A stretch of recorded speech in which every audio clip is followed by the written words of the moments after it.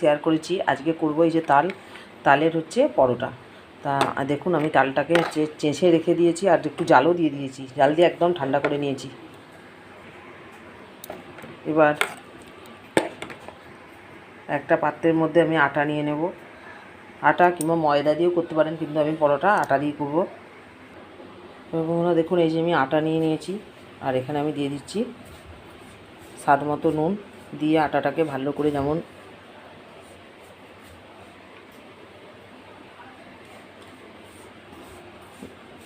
মাখানো হয়, নুনটার সঙ্গে আটাটাকে ভালো করে মাখিয়ে নিলাম।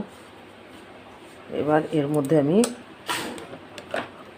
অল্প করে করে আটা দিয়ে আর এই অল্প করে করে তাল দিয়ে আটাটাকে মাখিয়ে নেব।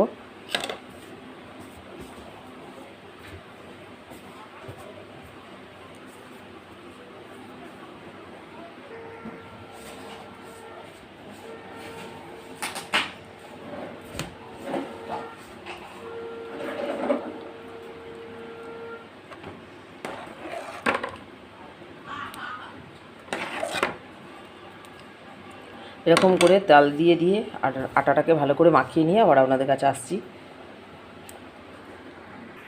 আটাটা আমার মাখানো হয়ে গেছে। এবার এখন আমি রেস্টে রেখে দেবো 5-10 মিনিট।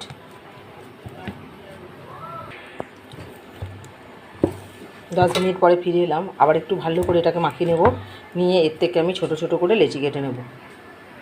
আটা এই যে এরকম করে লেচিগুলো কেটে নিয়েছি। এবার এগুলোকে আমি এই যে ব্যালুন পিড়ির সাহায্যে বেলে নেব। বন্ধুরা বেলে নিয়েছি, আমি এটা আটা দিয়ে বেলে নিয়েছি। এবার এইটাকে আমি এরকম করে করে মুড়ে নেব। দুটো পদ্ধতিতে আমি হচ্ছে যে পরোটাটা বানাবো। একটা হচ্ছে এরকম, তারপরে এটাকে ভালো করে গোল করে এরকম করে মুড়ে নিয়েছি। নিয়ে এবার এটাকে আবার বেলে নেব। এবার আমি আবার এরকম করে বেলে নিয়েছি একদম গোল করে। আবার একটা এরকম করে রেডি করে নেব। আবার একটা এরকম করে বেলে নিয়েছি। এইটা আমি একটু আলাদাভাবে করবো। এরকম করে মুড়ে নিলাম এরকম 3 কোণা। এটা করার পর আবার এটাকে একটু বেলে নেব। দেখুন বন্ধুরা অনেকগুলো আমার রেডি হয়ে গেছে। এবার আমি গ্যাসের মধ্যে তাওয়া বসিয়ে দিয়ে এগুলোকে সেঁকে নেব। তাওয়াটা গরম করতে দিয়ে দিয়েছি। এবার এর মধ্যে আমি একটা পরোটাই যে দিয়ে দিচ্ছি, এটাকে আগে ভালো করে পিঠ খাইয়ে সেঁকে নেব। এবার এর মধ্যে আমি উপর থেকে তেল দিয়ে দেবো।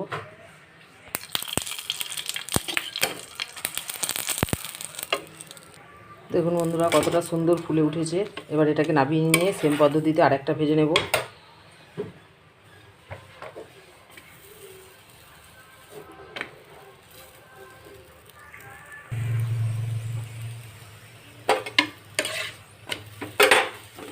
এবার এর মধ্যে আমি উপর থেকে তেল দিয়ে দিলাম।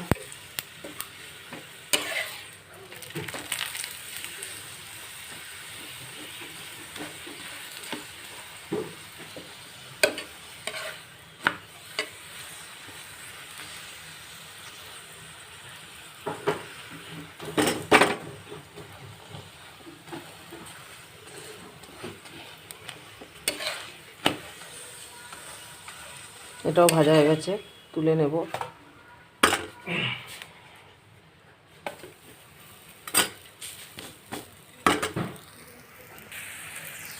এটাও ভাজা হয়ে গেছে, এটাকেও আমি তুলে নেব।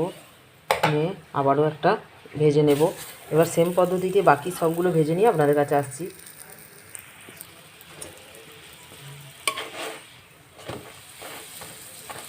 দেখুন বন্ধুরা কতটা ফুলে উঠেছে।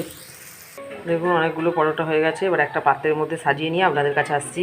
বন্ধুরা দেখুন এই যে দুটো ধরনের আমি পরোটা করেছি, তালের পরোটা। একটাই যে গোল করে, আর একটা হচ্ছে যে এই তিকোনা। তাহলে পরোটা একদম কমপ্লিট হয়ে গেছে। আর দেখুন বন্ধুরা পরোটাটা কতটা নরম হয়েছে, দেখুন একেবারে নরম, আর খেতেও লাগে অপূর্ব সুন্দর। তা আমার এই পরোটা রেসিপি যদি আপনাদের ভালো লাগে তাহলে আমাকে অবশ্যই লাইক শেয়ার সাবস্ক্রাইব করবেন, কমেন্ট করে আমার পাশে থাকবেন। আপনারা সুস্থ থাকুন, ভালো থাকুন।